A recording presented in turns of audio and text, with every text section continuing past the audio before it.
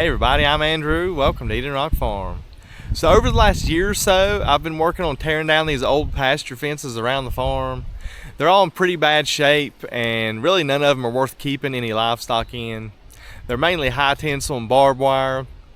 But it's been a few months since I've worked on any of that, so today I want to spend some time tearing down some of that fence. And I also need to check on our meat birds out on pasture and do a few things down there. But before we get into any of that, let's go up to the garden. It's been pretty dry lately. I know I need to get it watered. So let's go check on it and see how it's looking.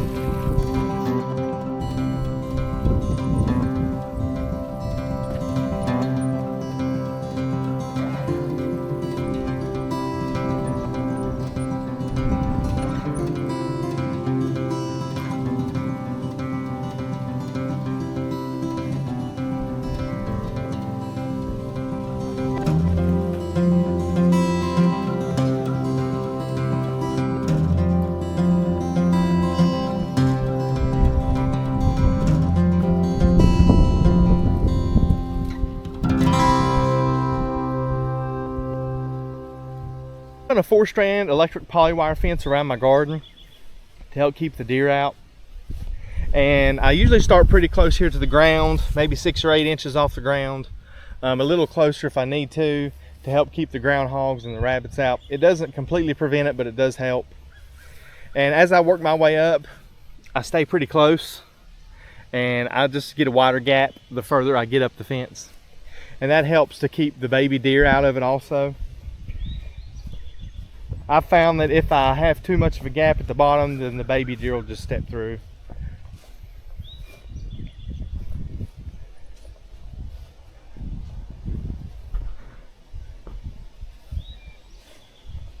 So I only planted 3 rows of corn this year, but I've kind of got a late start because the crows kept coming through and plucking the stalk out and picking the kernel off the end. So I came in here and put some step-in posts on each end of my row, and I ran me a piece of caution tape over top of them, and that seems to have stopped the crows from coming in here and messing with my corn. So I've got some tall ones over in here, and I've got some shorter ones here also. Them shorter ones are the ones I've had to replant a couple times. As far as my pole bean setup, I've got a hog panel here hung over top of my beans. I'm using 3 T-posts, 1 on each end and 1 in the middle here also. And the hog panel is a little shorter than I'd like, but it's what I had laying around, so it's what I used. And as these beans get up high enough, I'll just go ahead and weave it through the bottom rows of this fence, and after that I shouldn't have to worry about it. It should take off and run the fence itself. A cattle panel would be more ideal if you have those laying around.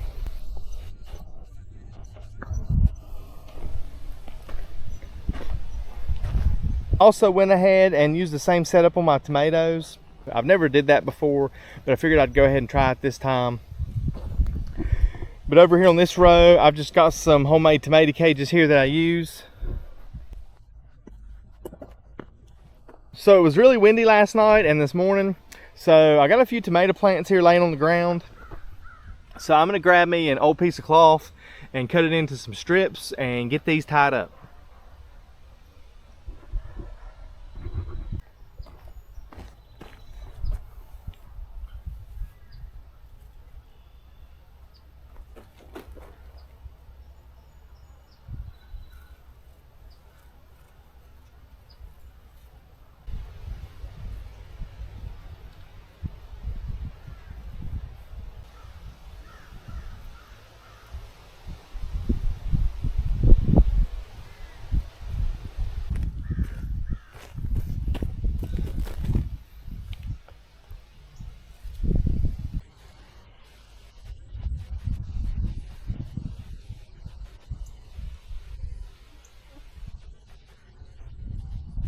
And I also like to take a little time and pinch these little suckers off of my plant also. And I like to keep my bottom limbs cleaned up and off of the ground. I try to get them while they're tender and young so I can just pinch them right off. And from my experience, you're better off to keep your limbs up off the ground. You have less of a chance for any kind of mold or fungus getting on your tomato plants.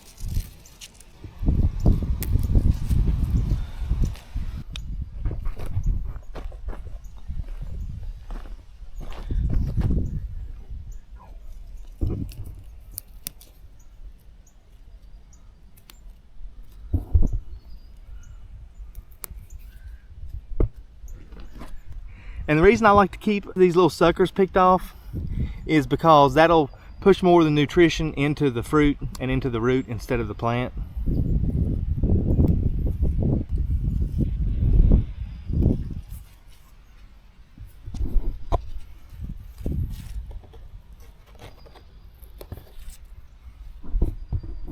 So I'm really glad that I was able to come up here and look at these tomato plants. I want to go ahead and show y'all something here real quick.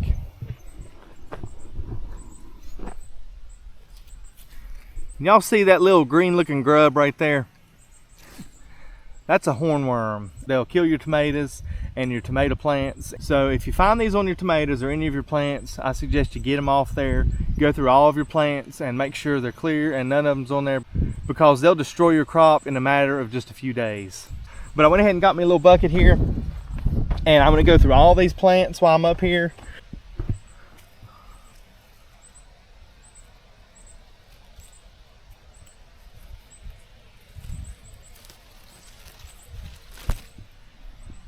Look at that dude. You can see that little horn on the end of the tail.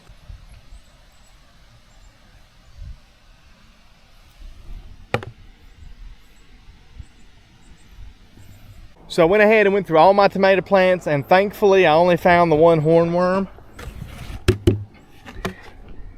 I'll probably have the wife come up here in a little while and double check me just to make sure I didn't miss any. Because as you can see, the green tint on these guys, they blend right in with your plant. And if you're not careful, you'll overlook them. So I think I've got everything done up here at the garden that I need to do today. So I'm gonna go ahead and head down to the meat birds on pasture and get started on that. I went ahead and came in here about a week ago and mowed me a strip down the perimeter of this fence line.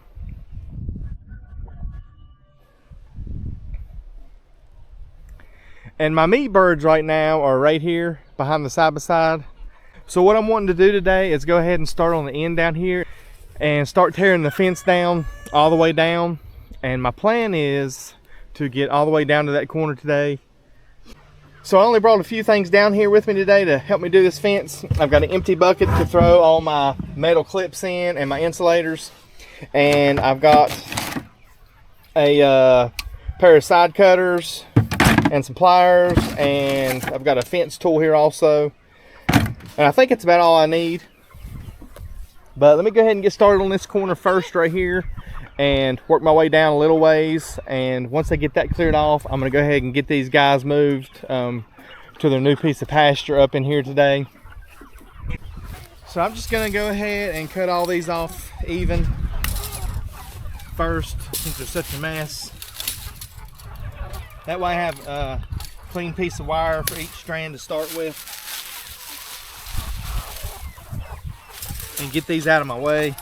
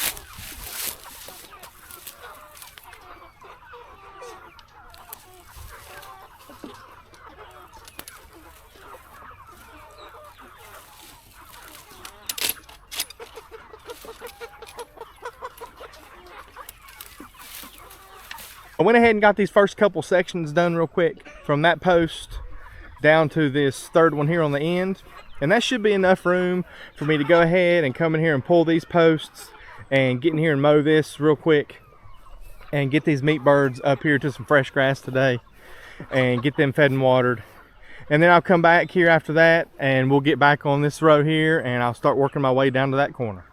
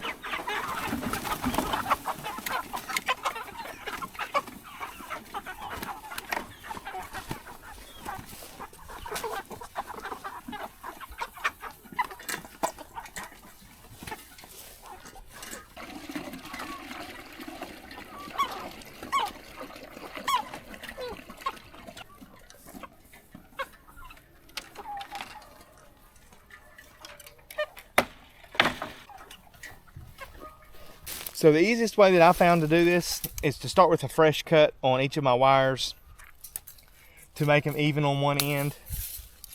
So I'll start by cutting all these flush here with the post.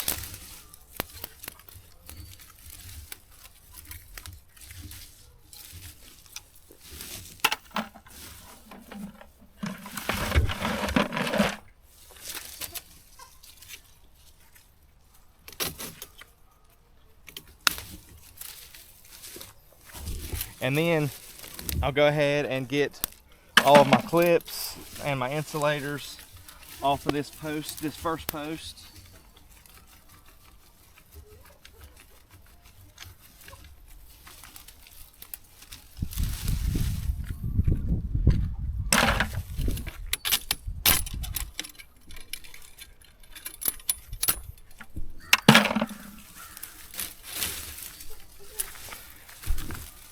Instead of spending an hour or more weed eating the fence line before I start tearing down the fence, I'll just tear all the fence down, pull my posts, and then I'll run my mower down it.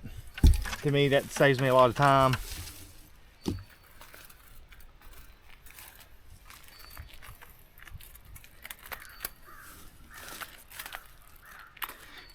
And since all this is going to scrap, I'm not too worried about it. I'll just grab the end of my wire and just twist it around there so it doesn't come loose. So the first thing I want to do is go ahead and walk down this fence line and pull out this strip of aluminum wire that's in here.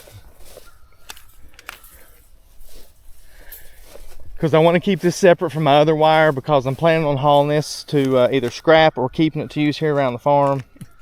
And this old high tensile wire and this barbed wire, I'm going to haul it off to scrap as well. So instead of going all the way down to this corner past this gate here, I went ahead and decided just to go ahead for today and stop at this H-brace. And I went ahead and just cut it and wrapped the wire around itself so that when I come through next time, I'll know where to start.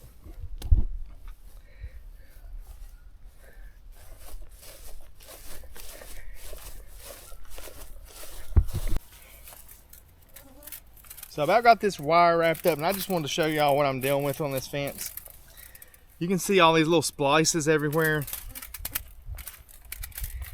As I work my way down through here, every few feet there's a splice on all this fence. There's aluminum and high tensile spliced together. There's barbed wire splices.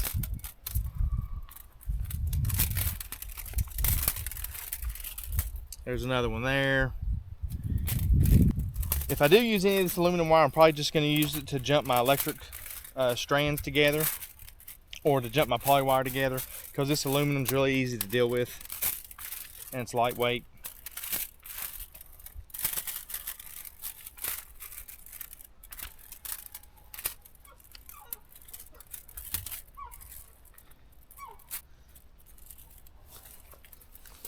So now that I've got my aluminum wire out of the way, I'm going to take these ends that I cut flush against this post, and I'm just going to wrap these together so that I've got a connection here on the end.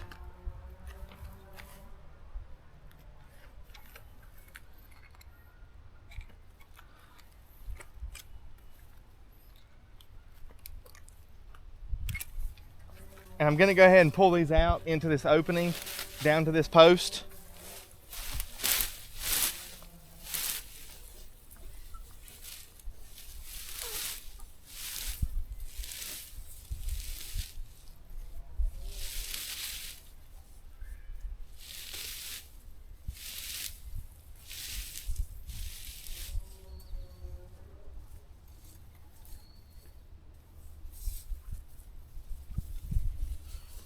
So now I'm ready just to go ahead and pull all my wire off of my posts all the way down to my corner, clean up all my insulators and clips off my posts, and get this wire rolled up.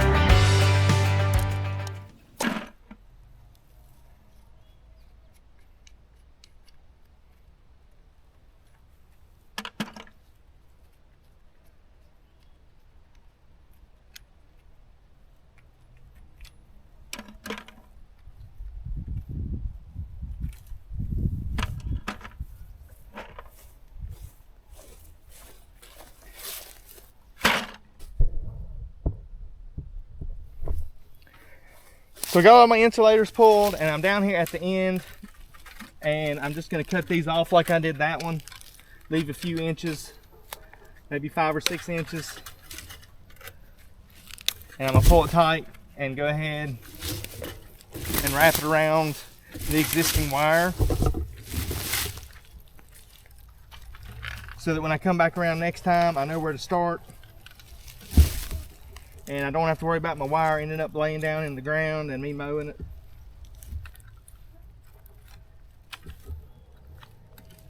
I don't think that one's going anywhere.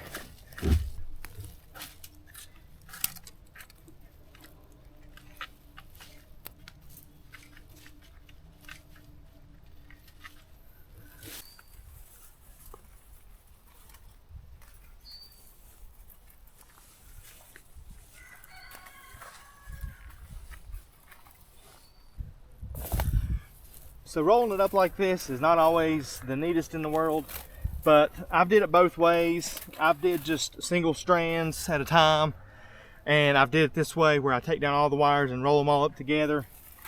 And this for me is better because it cuts my time in about half. This is going to scrap anyway, so I'm not worried about how neat it is.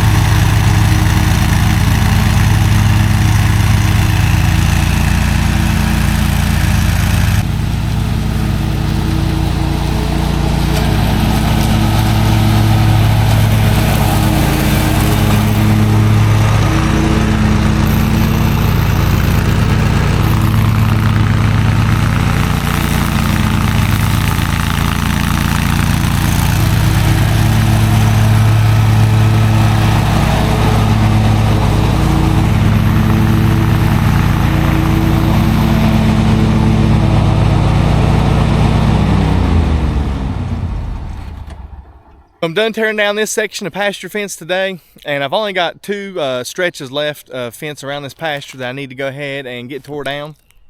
This corner down here and all the way up this wood line I need to get tore down, and it runs across the top of that ridge there.